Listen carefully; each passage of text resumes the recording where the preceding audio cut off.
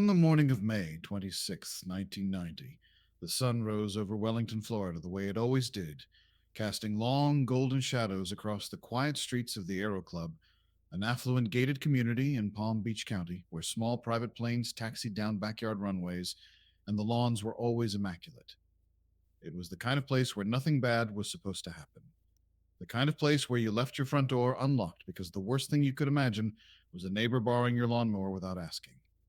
Inside one of those homes, 40-year-old Marlene Warren was having breakfast with her 21-year-old son, Joe Aarons, and three of his friends.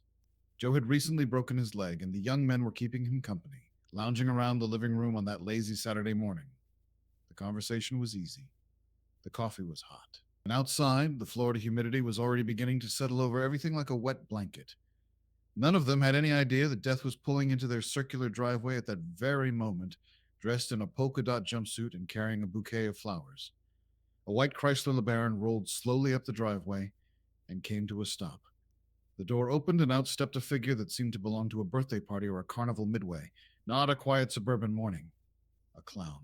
6 feet tall, maybe taller, thin and angular beneath the costume. An orange yarn wig sat atop the figure's head. The face was painted white with a grotesque orange grin, a red rubber nose, white gloves. The costume was covered in silver pom-poms, and in the clown's hands were two items that made this seem like some kind of sweet surprise: a wicker basket overflowing with white carnations, and two shiny Mylar balloons, one printed with Snow White and the Seven Dwarfs, the other reading, "You're the greatest." Joe noticed the clown first. From his spot on the couch, nursing his broken leg, he saw the figure approaching the front door. He and his friends exchanged looks and broke into grins. Someone must have sent a get-well surprise. A singing telegram, maybe, something to cheer him up. He called out to his mother, and Marlene Warren walked to the front door, smiling. She opened it. The clown stood there, holding out the flowers and balloons, and for a brief moment, everything was exactly what it appeared to be: a cheerful, if slightly odd, delivery. Marlene reached for the gifts. Then the clown pulled out a gun and shot her in the face. The blast echoed through the house like a thunderclap. Marlene crumpled to the floor of the foyer, blood pooling beneath her head. Joe screamed. His friends froze. And the clown, without a word, without rushing, turned around and walked slowly back to the white LeBaron. The figure paused at the car door and looked back at Joe, those big brown eyes visible through the face paint, and then climbed inside and drove away. No tires squealing, no panic. Just a slow, deliberate departure, as if the clown had all the time in the world. Marlene Warren was rushed to the hospital, where doctors placed her on life support. She had been shot at point-blank range. For 2 agonizing days, her family held vigil at her bedside, praying for a miracle that wasn't coming. On May 28th, 1990, Marlene was removed from life support. She was 40 years old. Her son Joe would carry the image of that clown with him for the rest of his life. The Palm Beach County Sheriff's Office immediately launched a massive investigation. The crime was so bizarre, so theatrical, that it drew national attention almost overnight.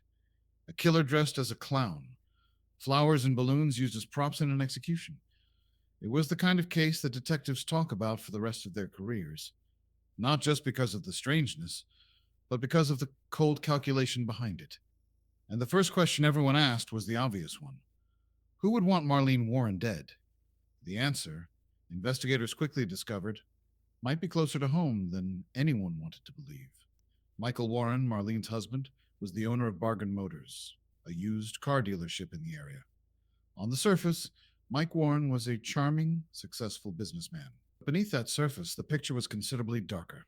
Mike Warren was, by multiple accounts, a man who played fast and loose with the rules. His business dealings were murky. His personal life was messier. And he was having an affair. Her name was Sheila Keen.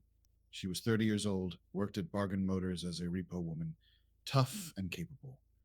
The kind of person you sent to repossess a car from someone who didn't want to give it up. She carried a gun for protection, she told people. Colleagues at the dealership were well aware of the relationship. As one coworker later put it was no secret that he was a player.